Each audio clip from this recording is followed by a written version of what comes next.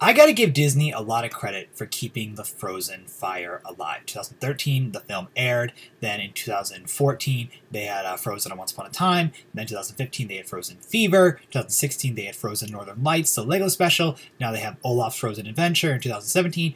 2018, I'm not sure. 2019, obviously, we know Frozen 2 is coming out, which is really exciting. Now, the shorts haven't been as well received in terms of popularity as Frozen itself, though I remember Frozen Fever, when that short aired, that went viral, like really, really quick. And I don't think Olaf's Frozen Adventure has been given as much reception, which is weird because it's Frozen, so I feel like the Frozen fire has simmered out just a bit, but at the same time, we know it's there. I mean, Frozen's really popular. It's a $1 billion franchise, so $1 billion franchise doesn't fizzle. Like, if Disney released something for Toy Story, people are going to watch it. So if they release something for Frozen, people are going to watch it. Now, this trailer came out Tuesday in the afternoon. It's so funny. During the summer, I have more free time, but I'm not in front of my computer anymore.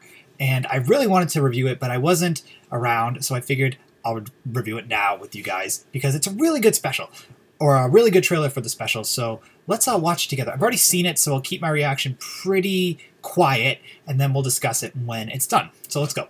1, 2, 3. Let the holidays begin! Do we have any traditions, Elsa? I'm sorry, Anna. It's my fault we don't have a family tradition. You're going by the best tradition Anna and Elsa have ever seen! Are you with me? Ow! We're going door to door looking for family traditions. We make candy canes together. Sugar Rush, you cut down a tree and then you dress its corpse with candles. I love it! Bringing it through. Okay on Christmas. Oh, look, another reindeer. Hi! Wow, we're making really good time! Let's go find their tradition!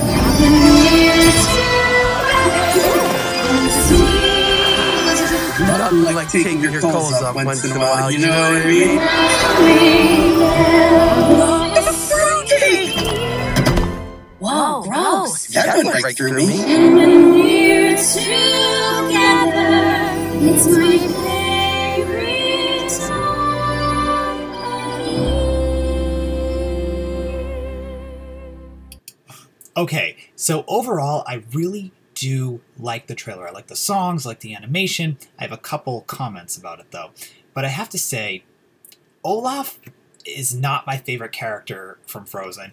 In fact, I find him to be the most annoying character, but, you know, he's the lovable sidekick, so, you know, he gravitates to children. So it makes real sense that Disney would want to have Olaf be front and center for a short, because even if kids aren't interested in Coco, they'll be like, oh, look at this. There's a Frozen special, and there's Olaf, so maybe I should go see Coco just for that. You know, it's basically an excuse to drag parents to see the film, especially if it's a film they don't want to see. But I found the animation of the short to be really breathtaking, and I love the music. Idina Menzel, oh, her voice is so, so good. It's a bummer Kristoff didn't get to speak. Kristoff is one of my favorite characters from the film. Kristoff, Elsa, Anna, I think are all fantastic characters. But Kristoff is so underdeveloped in comparison to Elsa and Anna, and it's really unfortunate. Even in the Frozen Fever short, he barely spoke. In this trailer, he didn't speak at all. So I really do hope in the short that somehow he gets just a little bit more development, just a bit, but I highly doubt it's going to happen because it seems really Olaf-centered. They had the Jewish traditions, they had the Christian traditions of Christmas, so it was really, really nice to see all that. And, you know, winter holidays are fantastic. They're very commercial, which is, you know, another reason why Disney is doing this. It sells. Like, Coco is coming out right around Thanksgiving, which is then right when Christmas is coming out. I mean, I feel stores don't even do much for Thanksgiving, and you pretty much see Christmas decorations right after Halloween. So it's truly perfect marketing-wise. And you guys know how much I love marketing, so it's a beautiful idea in that regard. As I was watching Olaf, I wasn't laughing 100% because I just don't find the character that I'm using. He's kind of dumb. He's the only character in Frozen that I think has really no maturity at all, but I think it's because he's essentially made due to Elsa and Anna's childhood. So it makes sense why he is that way, but I just wish, he could have inherited a little bit of their intellect. The other comment I have about it is Anna says, or Elsa says, we have no Christmas traditions. And I'm like, how did they grow up in a castle? Yes, I know they were separated, but Elsa could leave the room. We saw her leave the room with her parents. So how on earth could Elsa and Anna both, yes, they separately grew up, but how could their parents not celebrate Christmas or any holiday and not give them traditions? I mean, it doesn't make any sense. I mean, especially since Anna was running around the castle the whole time, she definitely would have had some holiday tradition with her family. It makes practical sense, so I think that's sort of weird, but obviously it's just because the sisters were apart, so the reason is they have no traditions together. But if any of you have seen Supergirl Season 2, in Season 2, Alex exposes her girlfriend Maggie to Valentine's Day, and yes, Maggie knows what Valentine's Day is, but she was very closed off to it because of, reasons. I don't want to spoil Supergirl if you guys haven't seen it, but it's essentially, if a character hasn't been able to truly experience the holiday, make your own traditions. And I don't think that's a reason for Elsa to be sad. I think it's a reason for Elsa and Anna to be happy, because now they get to make their own goofy traditions and have a great time. The costumes look great.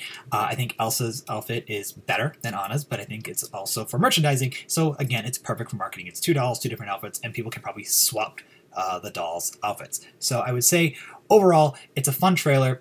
I do understand why it hasn't gone as viral as Frozen Fever did, because Frozen Fever was focused on Elsa and Anna. This is focused on Olaf, and I don't think Olaf is as big as a breakout character as from Frozen as Elsa was. I mean, Elsa was the breakout character, and Frozen Fever was 100% focused on Elsa, and Once Upon a Time Season 4 was focused on Elsa. So I think if you want to promote Frozen properly, you need Elsa. Like, you need lots of Elsa in the front, which is why the icon for the video is Elsa. So anyway, share your thoughts about Olaf's Frozen Adventure in the comments below. Thank you for checking out my review.